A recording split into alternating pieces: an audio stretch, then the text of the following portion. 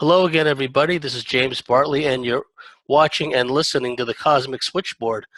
Today, our very special guest is Alan Godfrey. Alan Godfrey is a retired police constable who wrote the book, Who or What Were They? It's a story about Alan Godfrey's experience being taken on board a craft, having an encounter with ETs, and then the aftermath. And his aftermath is something that I can relate to because I've been on the receiving end of, let's say, unfair or unwanted interference, unwanted attention in the past. So his story really touches me at a deep personal level. Alan is, sharing of himself and his time today, and we're very grateful for that. So without any further ado, Alan Godfrey, welcome to the Cosmic Switchboard Show. Good morning here from the United Kingdom. As you quite rightly say, James, back in the 1980s, as a serving police officer in the West Yorkshire Police, two very strange events happened within a space of 6 months. One being the discovery of a dead body, and the other one, of course, was a close encounter. Would you like me to go through the dead body? Yeah, please tell us a bit about your background as a law enforcement officer, and then the dead body and how it tied in to. It all ties in together, you see. Yeah.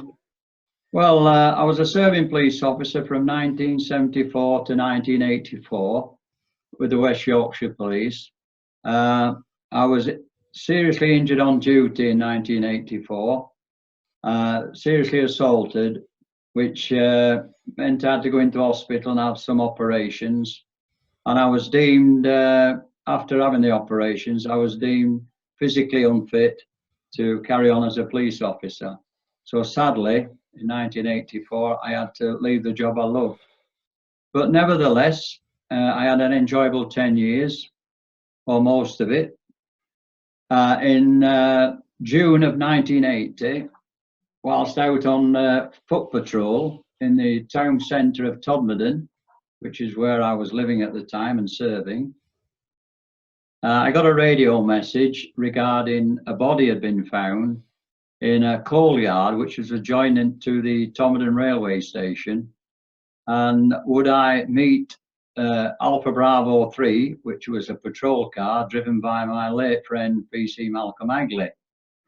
I met him, and we proceeded to go up to the coal yard. On arrival there was an ambulance in attendance, and the owner of the coal yard. As we got out of the car, now the coal yard was situated, I have to tell you, in a very isolated spot. It's not a place where most people in Todmorden would have ever have been. It was next to the railway lines, but it was the end of a long track before we actually entered the coal yard. In the coal yard itself was shaped in like a horseshoe shape, and there were segments of sleepers put in where different grades of coal had been deposited. In the centre was a large hopper for filling the loose coal into bags. Next to the hopper was one of these corrals with all this coaling, supported by sleepers on one wall. On top of that pile of coal was a dead body. The only safe way to go up to have a look at it was to climb the sleepers, and it was raining, so it was, it's quite wet and slippery. Malcolm, being the more senior constable than myself, he went up first, and he stood there looking over the edge, and he stood there for quite a while, and I kept saying, "Everything all right, Mal?" And he came back down and said, "I think you better go up and have a look yourself, Alan." So I climbed these sleepers, which it was about 14 feet, 15 feet high, something like that. And as you got to the top, as you peered over, the body was right there, inches from your face, and you was looking at this dead body. And I've seen many dead bodies, but this dead body sent shivers down my spine. His eyes were wide open. It was a male. His eyes were wide open, and there was, you kind of looked into his eyes, and there was something saying to you, these eyes saw something that really scared him. Something scared him.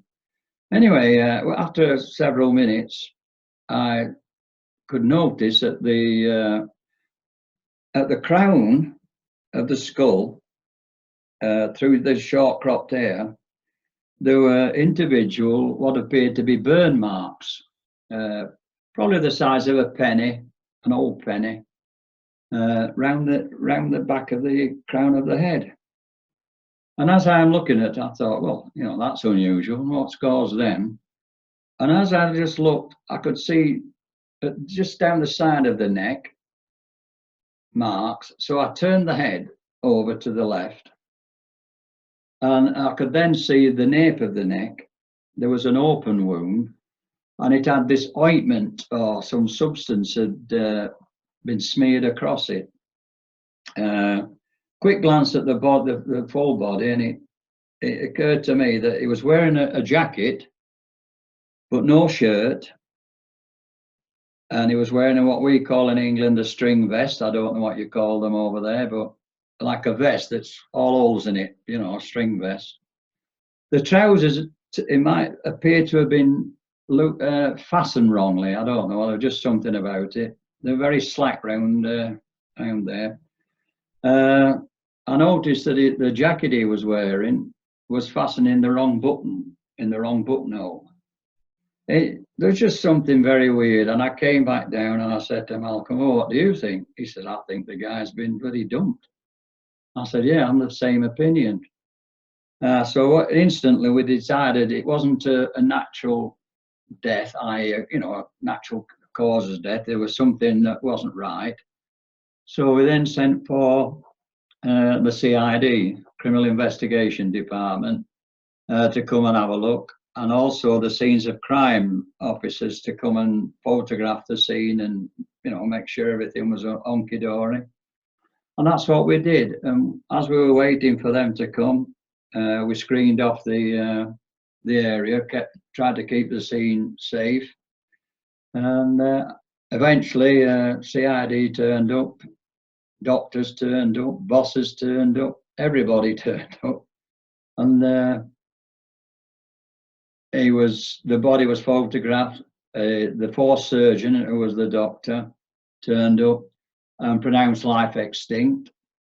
You know, you can't call a dead body until the doctor's been and says it's dead, even though the head might be missing, you know what I mean? So we now had a time of life extinct. The body was eventually moved to Hebden Bridge Mortuary, which is approximately 5 miles from Todmorden. It was a local mortuary. It wasn't in a hospital or anything. It was on its own standing building. A post-mortem was carried out by Dr. Alan Edwards, Alan Edwards, who was the senior pathologist for Halifax Division. I wasn't present, but the coroner's officer from Halifax, the sergeant, was. The circumstances surrounding the death and where it was found and all that sort of stuff was read to the pathologist. He did his post-mortem, and he also took a swab of the substance of the ointment that was across the back of the neck, which was later sent to our Home Office scientific laboratories at Wetherby for analysis to see what the ointment was. But the pathologist came back and said he died from a heart attack, natural causes. There was no other, he couldn't find any other injuries on him other than the burn marks and obviously the one at the back of the neck. But his body, he'd given up life, if you like, through a heart attack.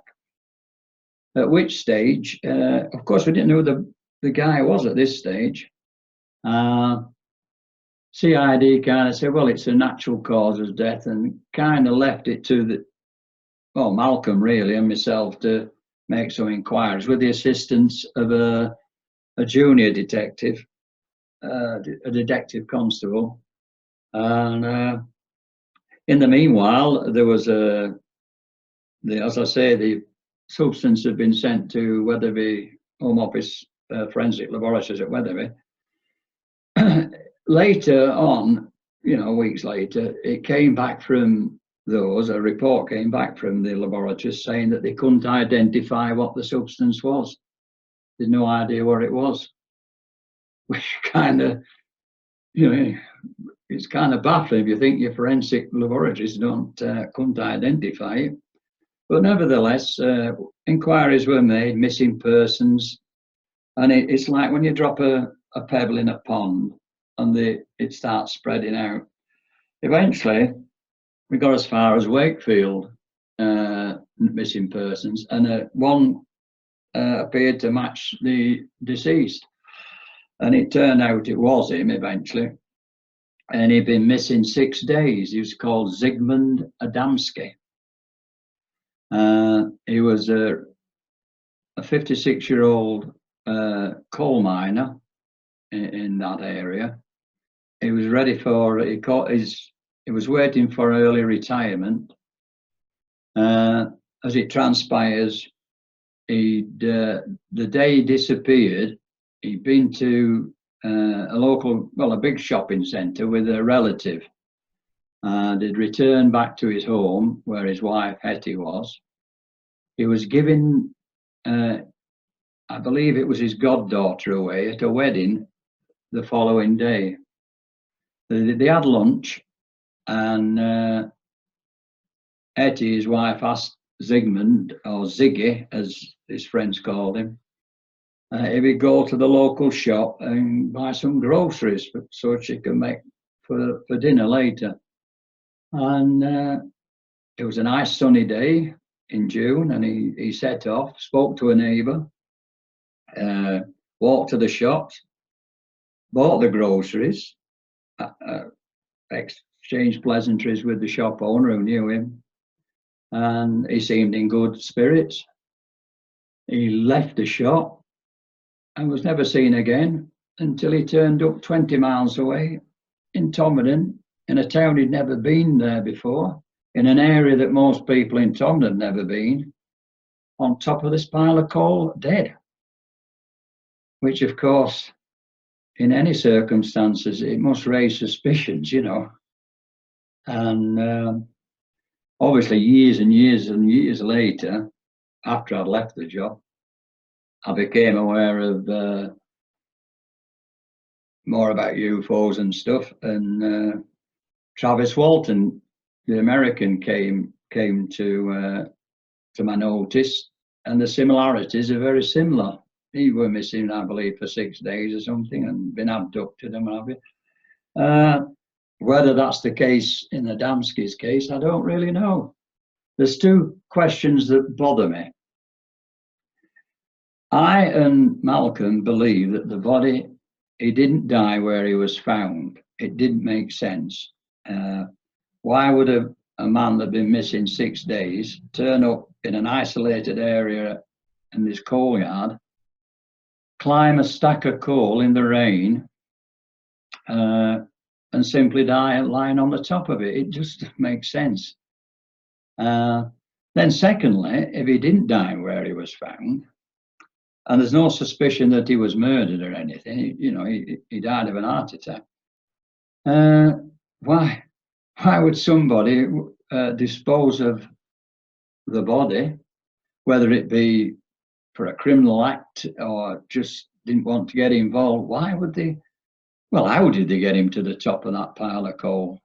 So the two scenarios I've always been unable to answer. None of them make sense. But at the time, apparently, which I was totally unaware of, there was a lot of activity regarding UFOs. And the area where Todmorden is well known as UFO Valley. Apparently, to those that are involved in UFOs, which I wasn't, of course, I had no idea. And that was that. I mean, inquiries were made and, trying to discover where he'd been, but nothing. And when he left that shop, there was no record, no information came forward from as he left the shop until he turned up, as I say, on top of this pile of coal. And at the inquest, as shall I say, an inspector, a supervisory officer, did the inquest.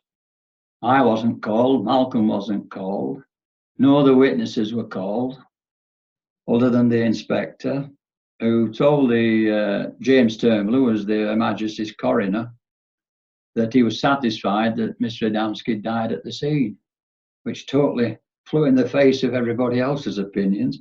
And what made it worse is that inspector never even visited the scene, you know. So questions were asked, you know, me and Malcolm tried to, and then the case is classified.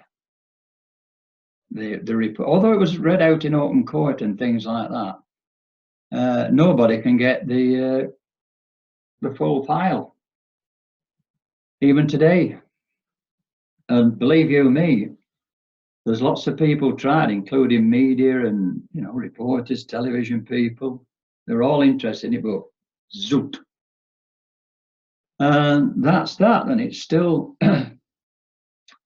classified today. There have been cases, as I'm sure you're aware, in the UFO lore of these mysterious deaths associated with UFOs and presumably the occupants within them. I had Lon Strickler on the show not too long ago, and he talked about this mysterious death of a man in Pennsylvania, I think in an island in the middle of a river somewhere on a hilltop. And the site where they found the body, apparently there was a UFO hovering right above that body. So, you know, you have the time, location, and so how long down the track did it dawn on you that perhaps this activity that was going on there may have had a relevance to the body, and then also the whatever black ops skullduggery that went along with it? Well, UFOs had never even come into my mind. You know, I was a police constable doing my normal duties. I was looking at it more from a crime aspect, you know, trying to so the UFOs theory, shall I call it, came from newspaper, but originally came from, I believe, you know, local ufologists, call them what you like, and reports that people around the area had seen UFOs and all that sort, and reported it. That's where the theory came from. At the time, I didn't know anything about that theory anyway. It hadn't even entered my head.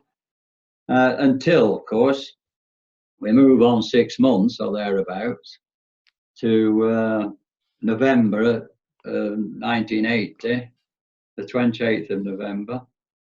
I was on night patrol, which starts at 10 p.m. till 6 a.m. So roughly the night had gone pretty normally until the early hours of the morning. There were several of us on duty, of course, and a call came into the local NIC where we were stationed regarding some cows that was wandering around a local council housing estate, which is on the right-hand side of the valley, of Burnley Valley. And me and one of my colleagues went up in the police car and went around the estate. Couldn't see anything, no trace of these cows. Put it down to a prank call, you know, probably somebody coming home for a pub or something, you know, and whatever. And then another call came in, and then another, and then several calls came in. And we just thought it was pranksters. And then one came in, apparently from an old, well, I know it was an old lady that lived in one of the bungalows. So I went up, because it was an old lady, I thought, well, she's not likely to cause a prank. And she, as I went to see her, she said she'd heard this noise outside the building. And as she looked out of a bedroom window, she saw these cows. As she went to report the matter with the police, there was a big, she says there was like a flash of light, and when she next looked out, they'd gone. So again, we searched the area up and down each avenue. No trace at all. Anyway, I'll move on to some hours later. We got to about 5 a.m. In other words, about an hour before my shift was due to end. One of my colleagues who was doing the switchboard was going off duty at 5 a.m. I don't know, he'd asked for an hour off anyway. And Paul Richardson. So I left the police station with him. He lived in the police accommodation flats across from the police station. I'll see you later, see you tomorrow, blah, blah, blah.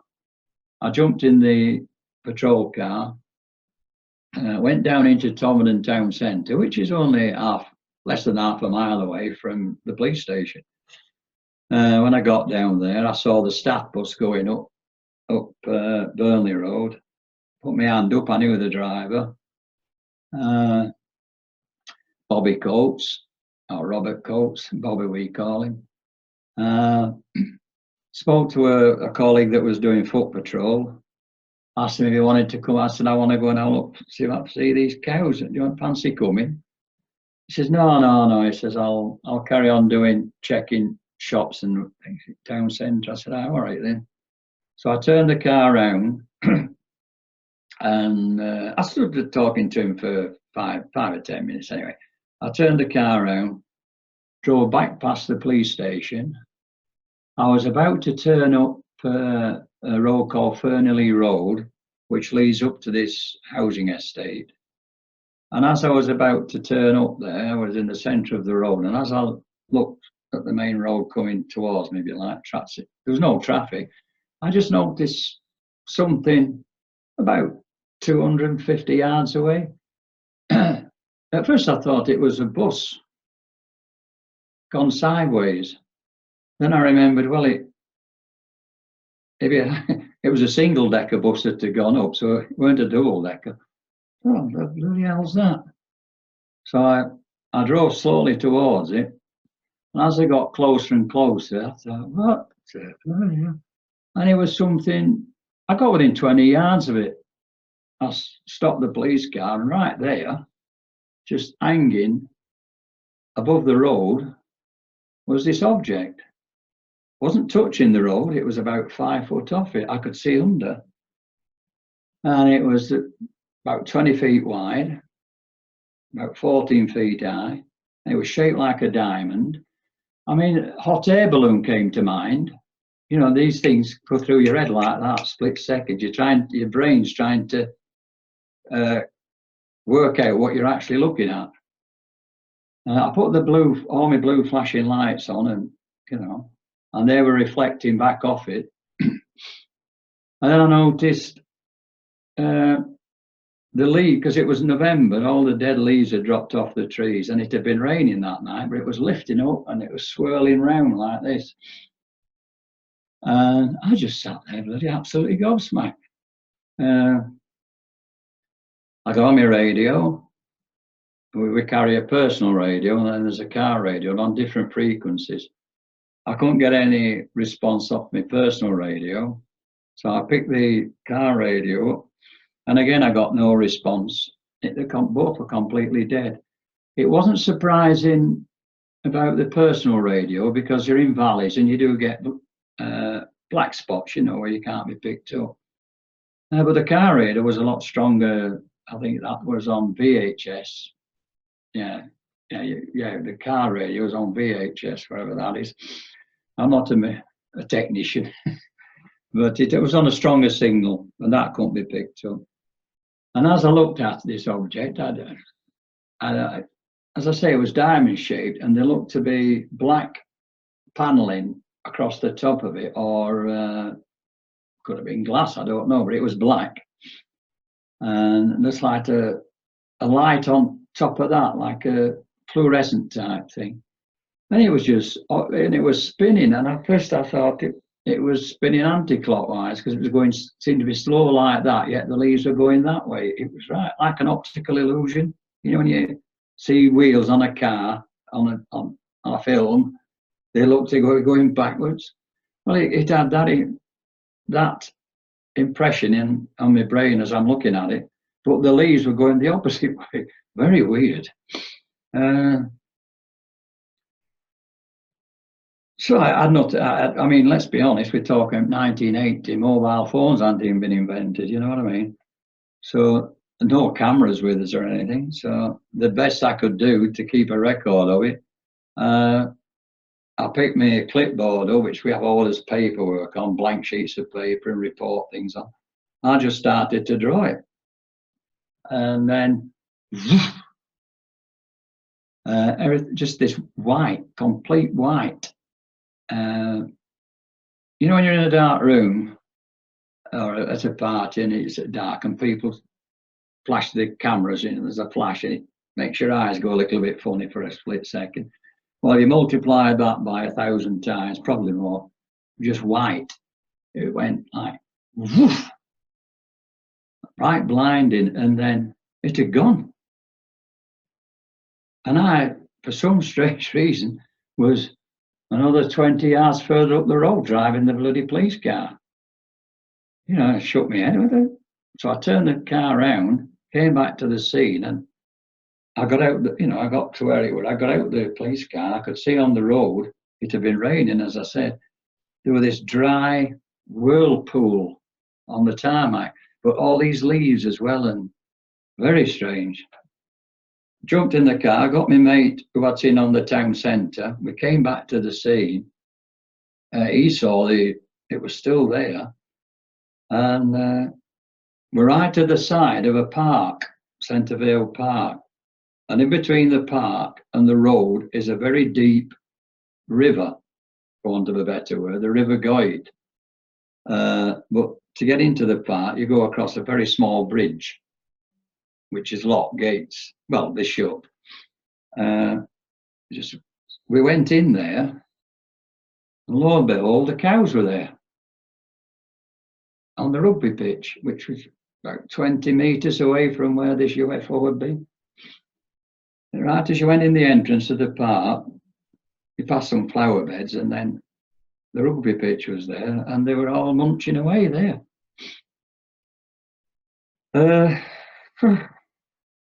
Basically, I did a report. We got back to the Nick and reported that we found the cows, which they had to find out who they belonged to, and it turned out the morning shift they belonged to a farmer on that side of the valley where the estate is, where the housing estate is. Above the housing estate is his farm.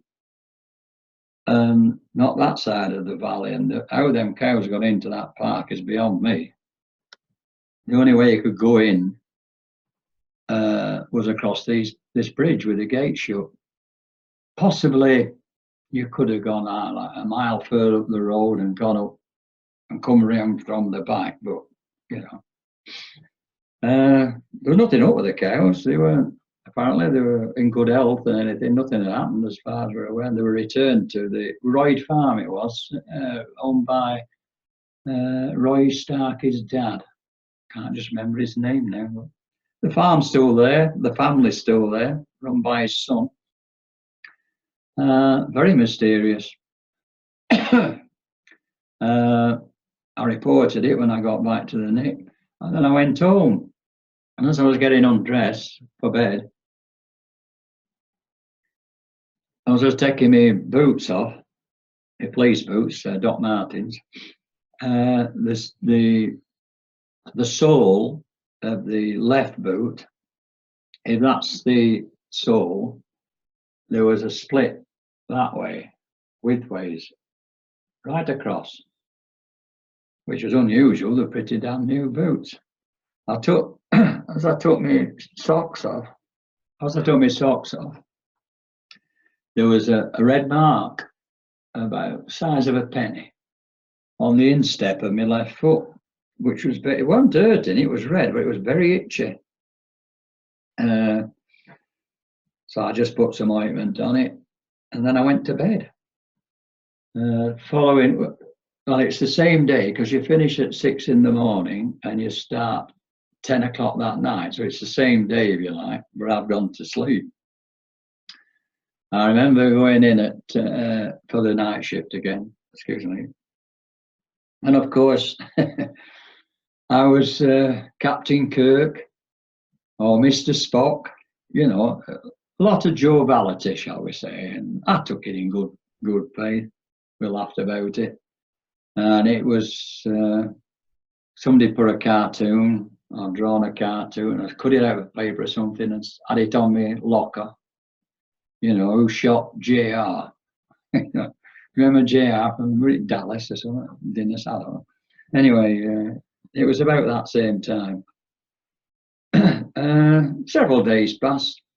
But what I didn't know was one of the day shift, every day the local paper rings the police station, rings the ambulance station, rings the fire station for anything that may or may not have happened during the night.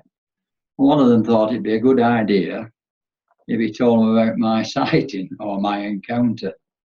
And of course, the following week, there it was on front page. So then it had spread then from just the police, if you like, into the public domain, albeit local. Of course, people, in fact, one or two people actually came up and said they'd seen the same object that night. But I just took it with a pinch of salt. I just thought they were taking the mick. Then an inspector from our divisional headquarters came to see me, and he informed me that, in fact, I believed at the time it was the same night, but apparently it must have been the week before. But for nearly 30 years, I thought it was the same night. But anyway, roughly about the same time in the morning, 3 police officers in our division, one being a dog handler, police lady and a policeman, they've been up on the moors above Halifax, which is about 12 miles away from Todmorden. And they were going and retrieving some motorbikes. They'd locked some lads up and they said they did them in this quarry. They went up there to retrieve them. And whilst they're up there, the dog started barking, the police dog, you know, barking as some hairs on it. And I think it was Julie, the police lady, that became very aware, and she pointed out that with this object on the horizon, blue, pulsating, zigzagging across from one horizon to the other, which, when you're on top of the moors, you're talking 30 miles that way and 30 miles that way, and it was going. And it was blue pulsating. So all 3 of them were looking at it. And then eventually it kind of came towards them and swooped and then veered off and went in the general direction of Todmorden. Months and months and months later, a report came in from the Greater Manchester Police, which is, funny enough, it's only 5 miles away from our border. 2 traffic police officers, again, the same night apparently, was parked up on the moors on their side of the valley. And they became aware, they were having a fag and doing the pocketbooks ready for going off duty. And they became aware of this object hovering between pylons, you know, electricity pylons go across moors. They're very tall and massive, hovering above them, but in between them. And they looked at each other and they watched it for a while, and then it shot off again in the general direction of Todmorden. And as I say, I came across this object in Todmorden. And so in theory, 6 police officers saw the same object, but we can't be sure, you know. But for 30 years, I was always led to believe that the 3 in Halifax actually happened on the same night, or the early hours of the morning, but apparently it happened the week before. And basically that happened, the incident happened, I believe it was only 3 weeks, or 3.5 weeks before the famous Rendlesham Forest happened. You know, the US Air Force base in Brentwaters, which I was totally unaware of, but it was only 3 or 4 weeks before their major sighting. So it makes you wonder, doesn't it, what's going on? The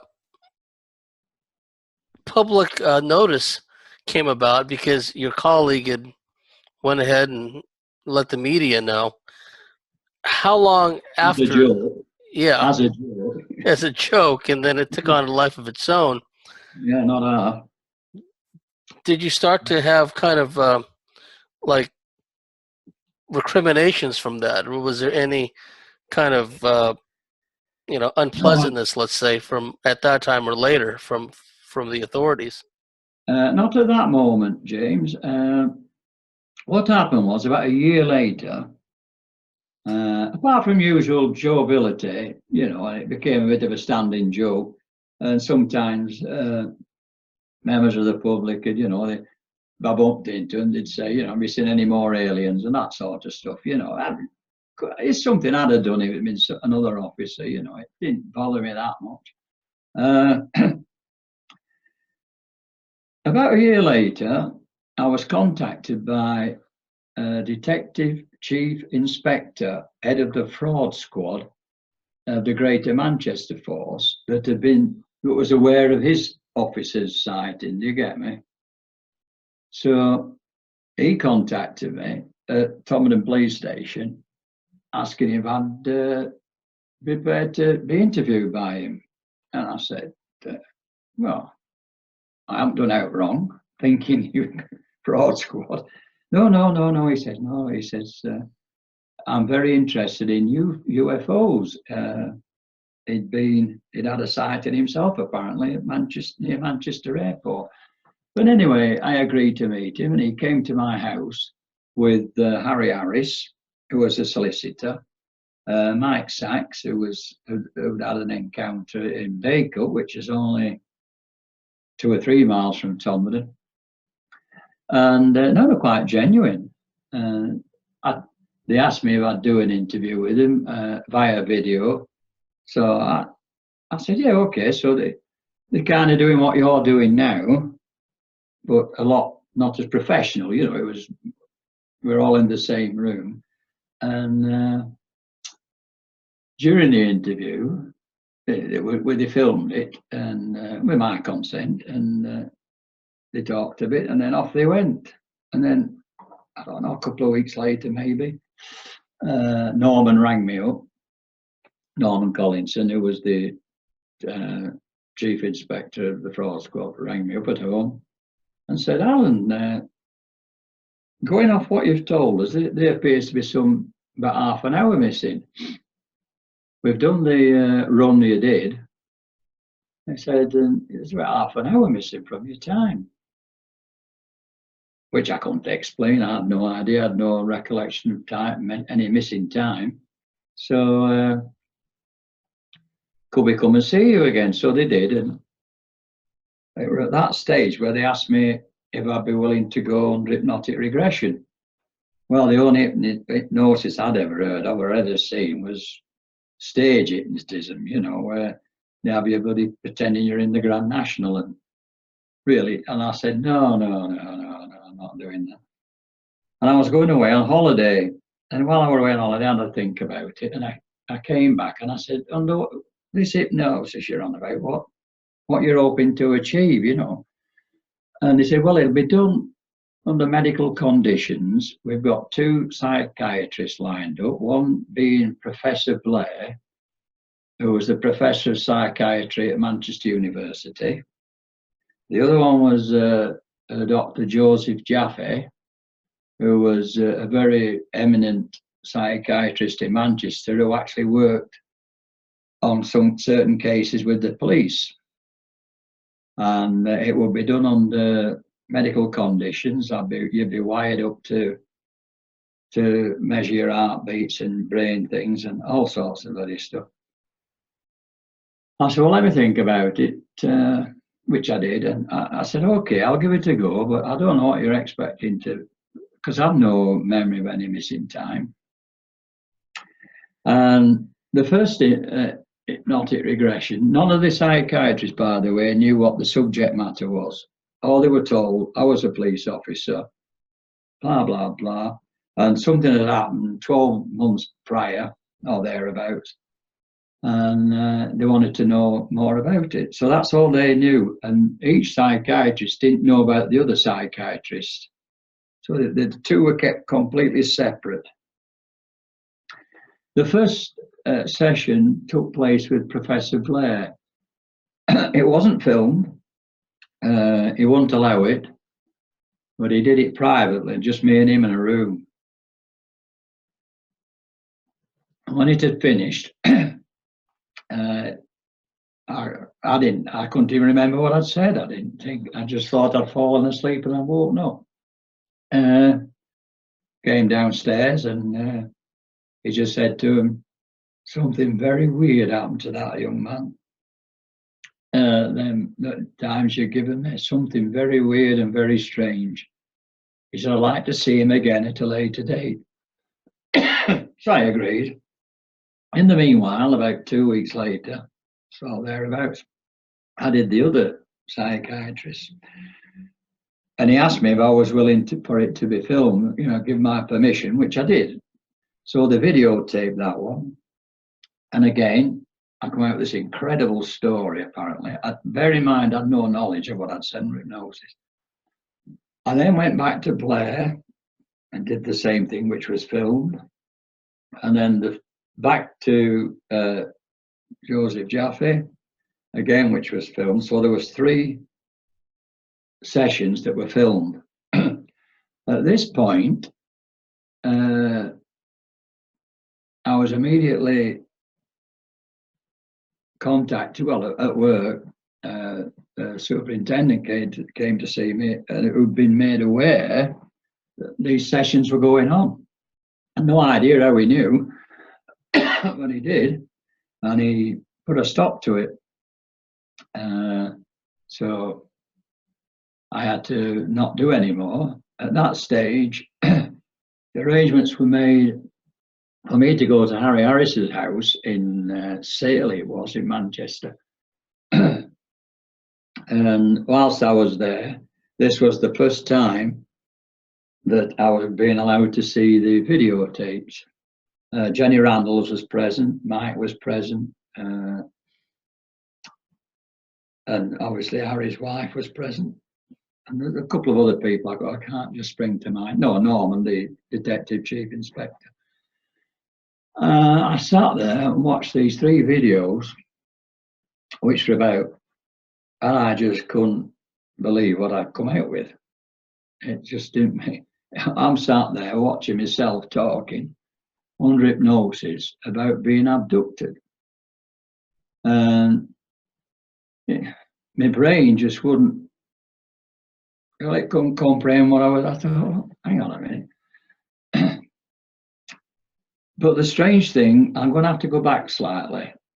After each session, as I was driving home, I was sick. And I had nightmares. Or I dreamt, don't call them nightmares, but I dreamt after each session, I dreamt about these egg-shaped, lamp-shaped, call them what you like, with black eyes. And it frightened me, but they were just dreams. But it happened after each session. But anyway, get back to the viewings. I was, well, and to this day, I don't really know whether what I said under hypnosis was actually true. The part where I actually drove from the town centre and all that's under the in the videos, up to me seeing it, and then the white flash. But after that, no memory. Apparently, it was at that stage where I had this incredible encounter. Now, whether it really happened or not, I don't really know. A part of me likes to believe that it didn't happen. because, you know, it'd be frightening, wouldn't it? Not thinking that something had happened to you and you had no memory of it. It'd be like being drugged, wouldn't it? You know. The other part, shall I say, the inquisitive part, tends to think, well, if it did happen, I'm still here. Obviously, I wasn't harmed in any way, and why me? You know what I mean, James? But there you are. There's two sides of me now. One believes that, was it a figment of my imagination, shall I say? Because a long time had elapsed from the actual event, and I had read a few books. I started taking a bit of an interest in UFOs, in particular Betty and Barney Hill. I read an account that they'd been. So was I imagining, because they put this in my head that I had this time missing, although I've no memory of any time missing. Prior to the hypnosis, I started wondering what had happened in that time, you know. And I said, I'd like to believe that what I said under hypnosis was probably a mixture of a true event, which I have a memory of, and a figment of my imagination event, where my mind has, you know, you can have a dream sometimes when you're in bed at night, and it takes you to places you've never been before, doesn't it? And nothing makes sense, does it? And you get up the following morning and you've kind of forgotten about it, but you remember that you had this strange.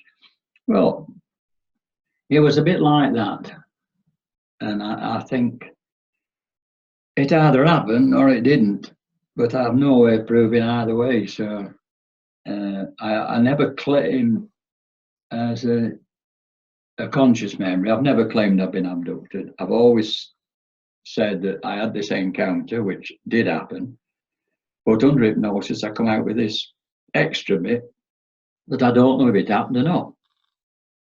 It's only what I've said under hypnosis. It's does hypnosis tell the truth? I have no idea. Some people seem to think it does. Some people think it doesn't. Well, there you go. That's basically the two incidents we talked about earlier that affected my life.